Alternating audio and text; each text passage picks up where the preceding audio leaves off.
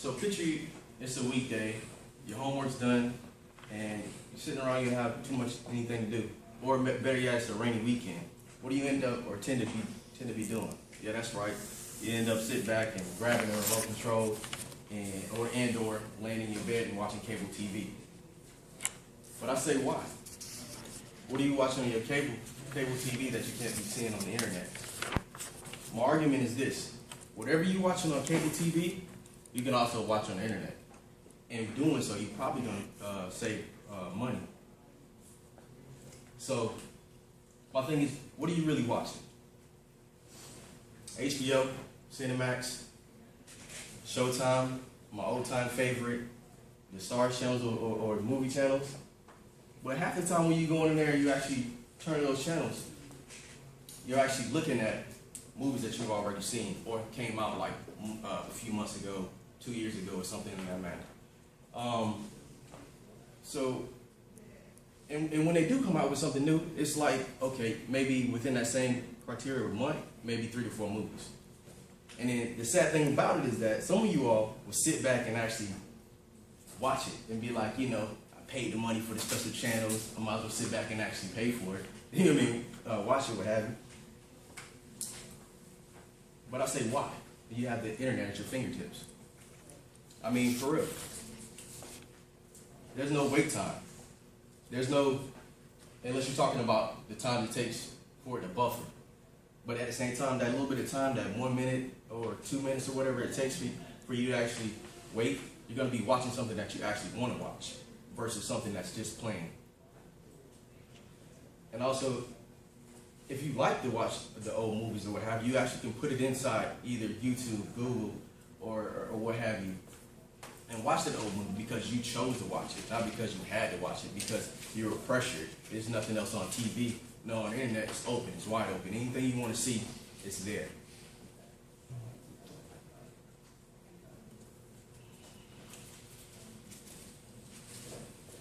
Like I said, pretty much my favorites. You have, you know, the old classics or what have you, and you're able to watch them at any given time, at any given moments. Okay, some of y'all say, you know, I'm not a movie buff. That's not my thing. I'm more of a show, sitcoms, soap operas, or what have you. Okay, cool. The thing is about that, it's the same thing. It's just a different, what do you want to call it, category. Instead of you watching the same movies over again, we're going to say you're watching the same shows. Those are called reruns. Along the lines of,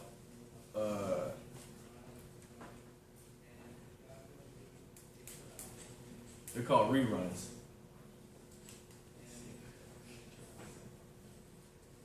I talked about that already.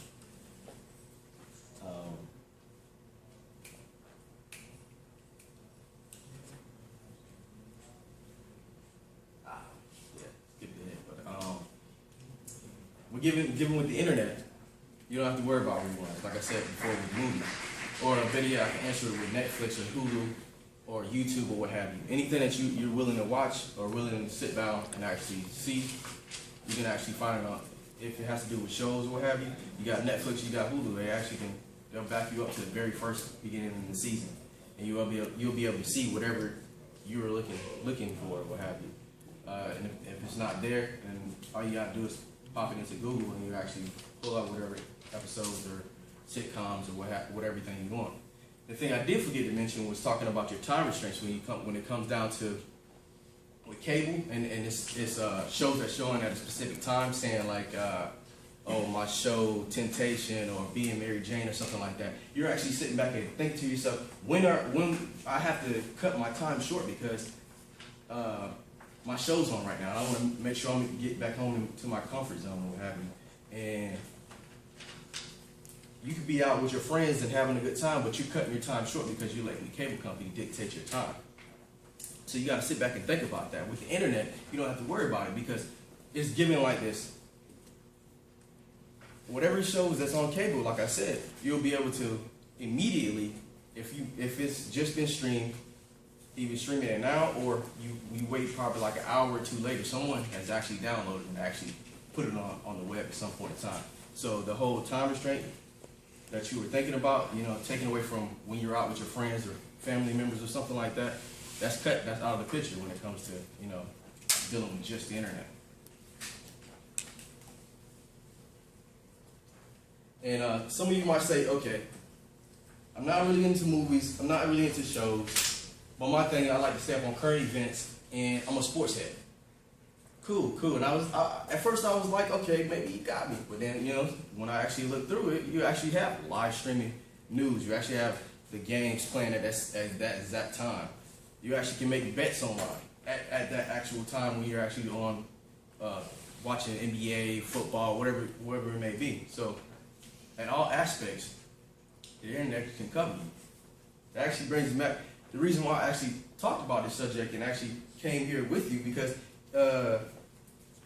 when I was in the military station overseas, I wasn't able or capable of actually watching cable TV, especially being in a different country. So you know it's not going to be U.S. I was over in Germany, and it's like they have British channels. Yeah, cool, that's all right, but it's not the same as our cable. So I ultimately stuck with my internet provider, and it was like no big change, no big difference. I actually came back and was getting ready to, you know, get cable again, you know, and I sat back and thought to myself what I needed it for. I was perfectly fine watching I was still up to date with my shows. I still watched the movies that came out, heard the year date or what have you. So I don't really see any reason. That's why I'm actually giving you this input about what I am. But the bigger thing that you need to think about is how much it costs. That's what really got me when I actually started looking at the prices to re-sign back up to actually do the whole 24 months for whatever price they were talking about. But people don't understand that cable prices are increasing, and they have been since the beginning. And this chart says since 1995, all the way to this present day, it's almost increased almost 100%. This is just cable prices. This is at the far right. You're talking about the special channels. You're talking about TNC. These are prices that you're paying on a daily basis. They're packaging it up, Bright House or whatever company you're with is boxing it up or whatever, making it look all pretty. But these are like daily prices you're paying to actually watch these. When with the internet, you have it for free. And I actually pulled up, a current today, how much you will be paying for Bright House. And I'm looking at it and I'm like, yo, that's a pretty penny. I'm gonna go back to it. I'm gonna break this down to you. All right, this is that premium package, and they try to bundle things together to hide certain things. Okay, so they want to put in internet, they want to put in your telephone, and they say, oh yeah, I got that lightning speed internet. Okay, I hear you, no problem. But if you look over here, they're charging the price is $119 or $120 or round it off. But then you got a little extra charges, this and that, and it comes out to be $140. Okay. All right, I hear what you're saying. You know what? Let's cut out. Let's give the cable company $30, $40 on the internet. Give them another 20, $30 on the telephone. All right, we'll take that out. What you left with? Somewhere around $70, $80. All right, cool. But remember I told you about those Showtimes, the NBA channels, the Starz channels, and all that stuff. These are stuff that haven't even been clicked on. Here it is, HBO talking about they want $20. Showtime saying 14. Once you go get down to start adding it back up, you're well back where you was at, like 150 to 160 bucks. And that's if you took away the telephone and the internet that they trying to package together. But like I said, it's pretty penny. I'm looking at it, I'm like, yo, cable bill, I ain't got it, don't have it, sorry. Now, I'm not going to sit here and talk to you and say, okay, internet is going to be way, way cheaper. You know what I mean? No, they have their own prices, but you pay for what you want. You pay for what you really want to get. I mean, if you want to get the dial up for, the $30, to get open up one web browser at a time, then cool. I mean, it's all about what you want. You know what I mean? Or if you're on that type of that gaming system, you want something real fast, what have you. But at the same time, when you look at these prices, I mean, in comparison to Bright House, when you're talking about just internet, and by the way, you also have, with the internet, you have Magic Jack and stuff like that for your telephone that you pay, $30 for the entire year, and you're free, and it's free. But Bright House want to include it.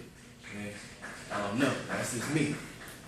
But like I said, it's whatever option you want. But But number one point is that any cable price, any internet price that's on here is half of what you're going to be paying with the cable company, well, at least Bright House. So I sit back and I say internet. I don't see any. I want you to sit back and you think as well. What are you actually getting from your cable company?